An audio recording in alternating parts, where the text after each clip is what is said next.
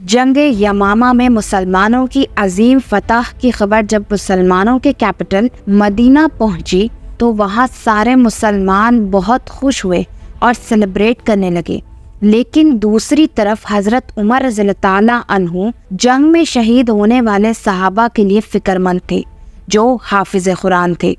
آپ نے دیکھا کہ اس جنگ میں بہت سارے صحابہ ایسے شہید ہوئے جو حافظ قرآن تھے، تو انہوں نے سوچا کہ اگر اسی طرح حافظ قرآن دنیا سے جاتے رہے یا شہید ہوتے رہے تو ایسا نہ ہو کہ ایک دن مسلمان قرآن کے سیکوینس کے بارے میں اختلاف میں پڑھ کر ڈیوائیڈ ہو جائیں اور یہودیوں اور کرسچنز کی طرح بہت سارے فرقوں میں بٹ جائیں۔ یہودیوں کا ماننا ہے کہ ان کی کتاب تورات اللہ نے 40 راتوں میں نازل فرمائی، لیکن قرآن تورات کی طرح نہیں بلکہ 30 سال تک تھوڑے تھوڑے حصوں میں نازل ہوتا رہا۔ رسول اللہ صلی اللہ علیہ وسلم کو یہودیوں اور کرسچنز کی آسمانی کتابوں تورات اور انجیل کے چینج ہونے کا اچھی طرح پتہ تھا، تو آپ نے شروع سے ہی قرآن کی حفاظت کے لیے ایک اسٹرکٹ سسٹم بنایا۔ قرآن کا سب سے پہلا نازل ہونے والا لفظ اقرا تھا،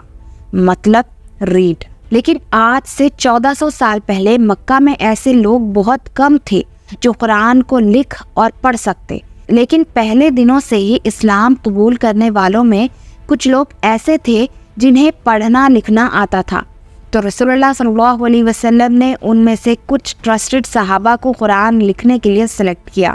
جب بھی آپ صلی اللہ علیہ وسلم پر قرآن کی کوئی آیت نازل ہوتی تو وہ سب سے پہلے ان سکرائبس مطلب پڑھے لکھے مسلمانوں کو بلاتے اور ان کے سامنے قرآن کی آیت پڑھ کر سناتے اور انہیں یہ بتاتے کہ کس آیت کو کون سی صورت میں لکھنا ہے اور کس آیت کے بعد لکھنا ہے، جس سے یہ سارے صحابہ بہت کیئرفلی لکھتے تھے،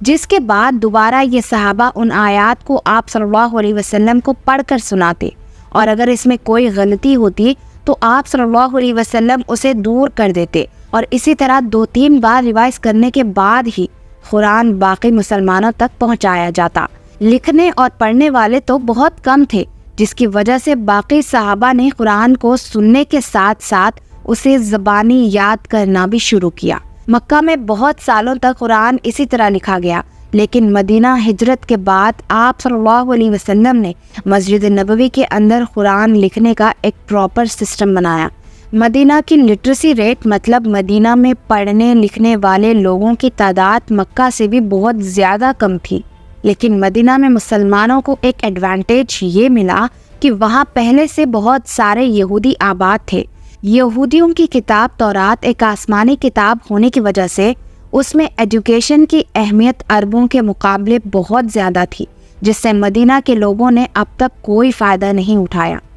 لیکن جیسے ہی رسول اللہ صلی اللہ علیہ وسلم مدینہ ہجرت کر کے آئے تو آپ نے یہودیوں کے ایجوکیشن سسٹم سے مسلمانوں کو بھی فائدہ پہنچانے کی کوشش کی، اور بہت سارے ینگ اور ٹیلنٹڈ مسلمانوں کو بچپن سے ہی یہودیوں کے سکولز بھیجا تاکہ وہ ان سے پڑھنا لکھنا اور دنیا کی باقی نالج حاصل کر سکے۔ ان ینگ صحابہ کا کام یہ تھا کہ وہ کوئی بزنس نہ کریں، صرف اور صرف تعلیم حاصل کریں، اور پڑھنے لکھنے والے صحابہ کے لیے اسکالرشپ دینے کا فیصلہ کیا، جیسے آج بھی اسٹوڈنٹس کو پڑھنے کے لیے اسکالرشپ دی جاتی ہے، جو آج بالکل ایک نارمل سی بات ہے، لیکن اس زمانے میں یہ بہت نئی بات تھی۔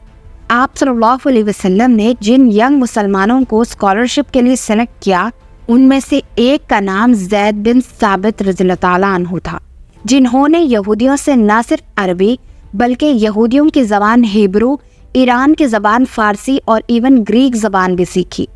جس کے بعد زید بن ثابت آپ صلی اللہ علیہ وسلم کے پرسنل اسکرائب بنے، مطلب قرآن نازل ہونے والی آیات کو لکھنا اور باقی بادشاہوں کی طرف لیٹرز لکھنا، جو ایک بہت امپورٹنٹ رول تھا۔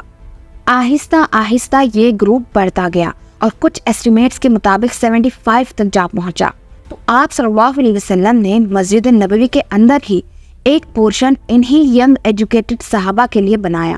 جہاں یہ صحابہ آپ صلی اللہ علیہ وسلم سے قرآن سیکھتے، اسے پراپرلی لکھتے اور پھر باقی مسلمانوں تک پہنچاتے۔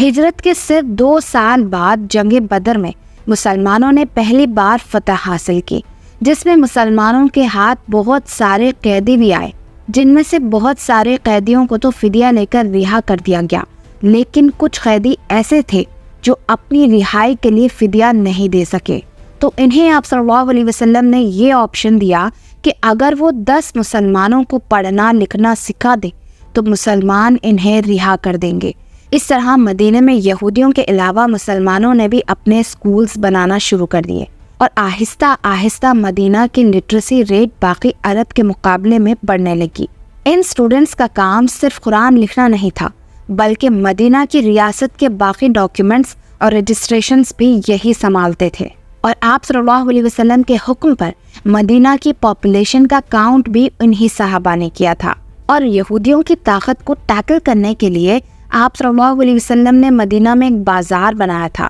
جس کے سارے ڈاکیومنٹیشن یہی ایڈوکیٹڈ صحابہ کرتے تھے۔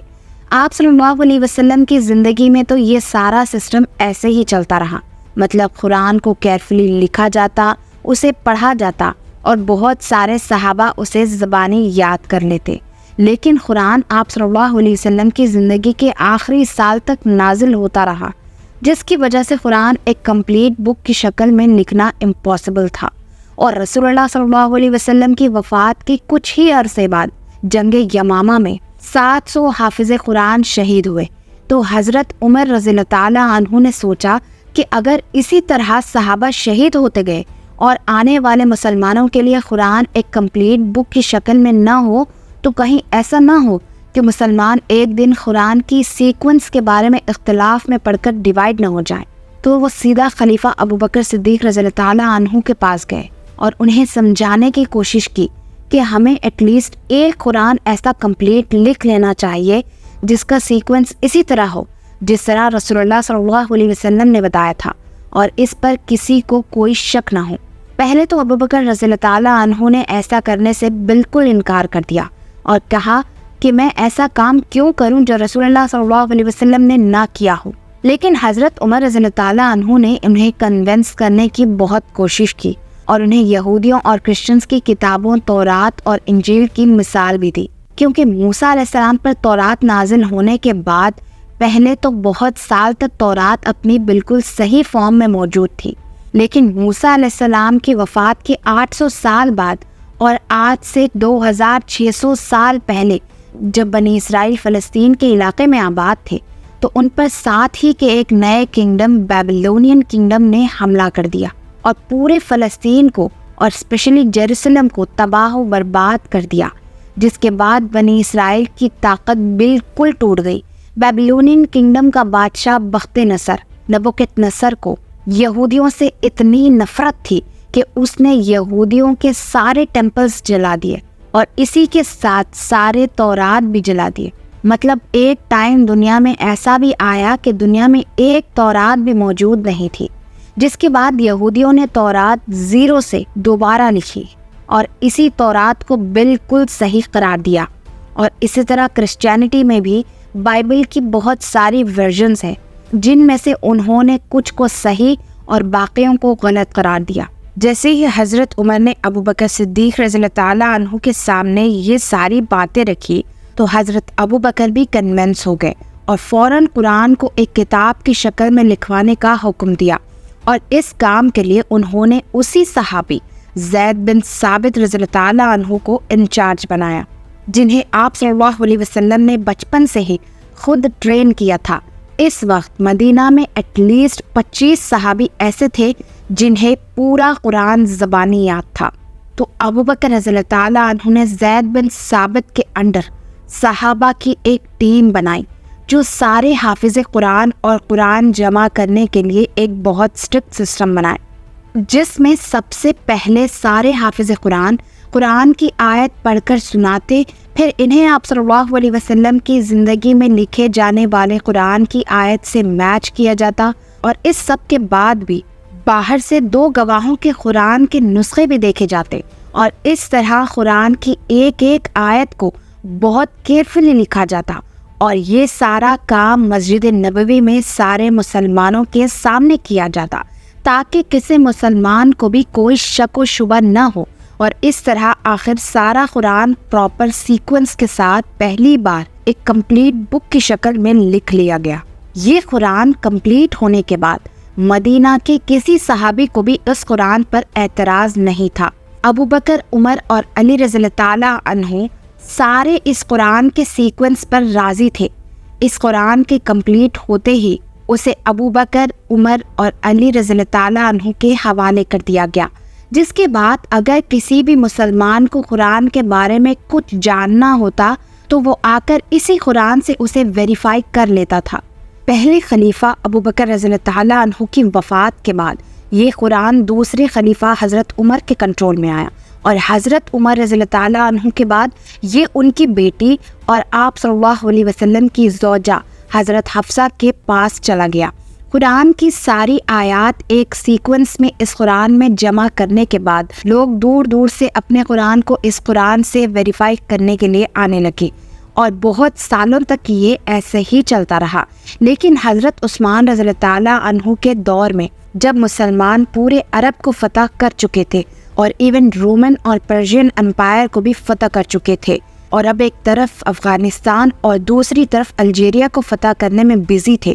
تو اتنی بڑی امپائر کی آرمی میں سے ایک فوج رشیا کے بارڈرز کے پاس آرمینیا کو فتح کر رہے تھے۔ ایک دن وہی رشیا کے بارڈرز کے پاس مسجد میں نماز کے بعد کچھ لوگ کھڑے ہوئے اور انہوں نے امام سے کہا کہ آپ نے اس نماز میں جو قرآن کی آیت پڑھی وہ غلط ہے، اور وہ اس طرح نہیں بلکہ اس طرح ہے، جس پر کچھ اور لوگ کھڑے ہوئے اور کہا کہ نہیں، امام نے بالکل صحیح پڑھی۔ ان دونوں گروپس میں مسجد کے اندر ہی بہت سخت لڑائی ہونے والی تھی کہ اس فوج کے کمانڈر حذیفہ نے انہیں روک لیا۔ جیسے ہی یہ فوج جہاد سے واپس مدینہ پہنچی تو اس فوج کے کمانڈر حذیفہ نے اپنے گھر جانے کے بجائے سیدھا خلیفہ عثمان رضی اللہ تعالیٰ عنہ کے پاس پہنچے اور انہیں کہا کہ یا امیر المومنین، امت محمد کو بچائیں، اور حضرت عثمان رضی اللہ تعالیٰ عنہ کو وہ سارا قصہ سنایا۔